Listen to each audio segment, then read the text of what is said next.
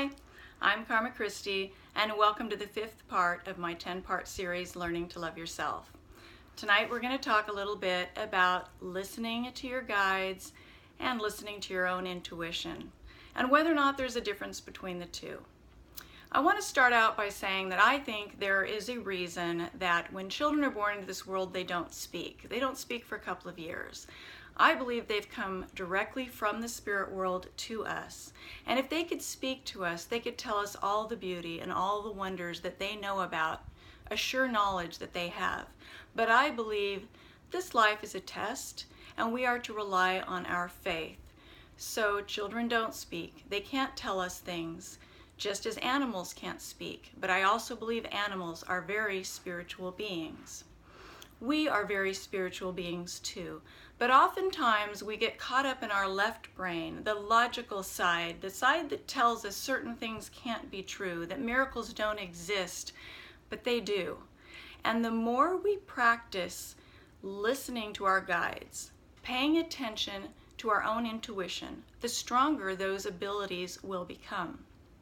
Now, I don't care if you say you have guides, or if you say it's intuition, or however you want to label it. The point is, I don't believe we were sent down to this earth to flail around and try and figure it out on our own. I do believe that there are answers for us. And I think there's a 3-part effort that we need to make to get our answers. And the first is, if you want to know something, you're going to have to ask. My preference is getting down on my knees and asking. This shows humility, and it also keeps you focused. Nobody falls asleep on their knees, let's face it. You need to ask for answers. Secondly, you have to believe they're going to come. Faith is a huge part of this. And then third, you need to listen for those answers. And while you're listening, you can do something proactive.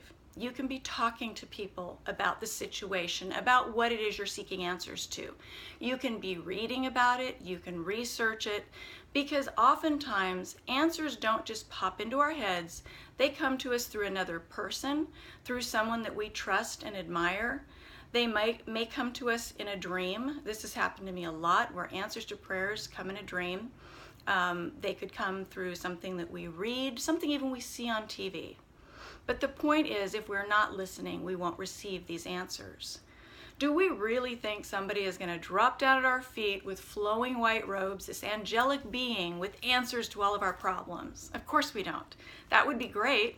Somebody dropped down in front of me and said, "Hey, Christy, I know what you're talking about. I've got an answer for you." And then they tell you, and then they fly away, and it's all wonderful. Doesn't happen that way. But if we truly pray, ask God, ask the universe, ask your guides, I don't care who you ask, but have faith those answers will come.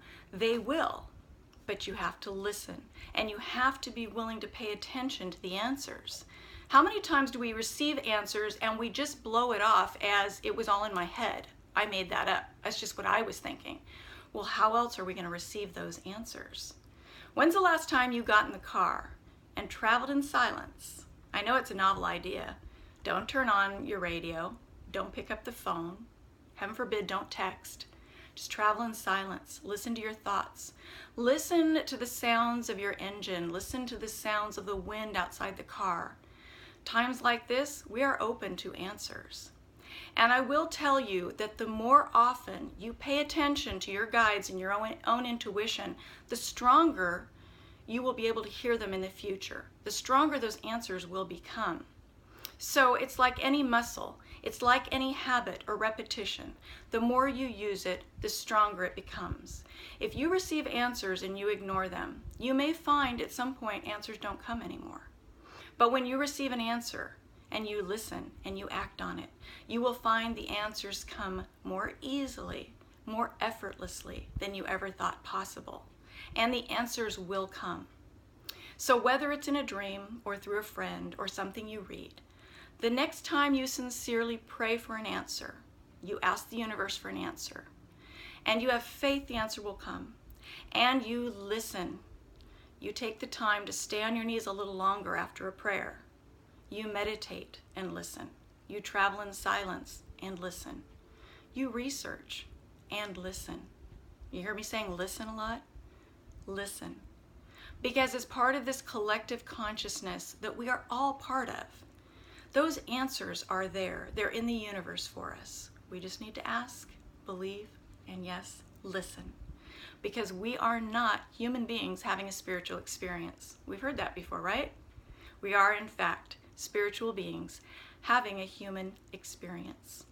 So I'm going to leave you with this today, and until next week, I want you to listen to your guides, listen to your intuition, and enjoy your human experience.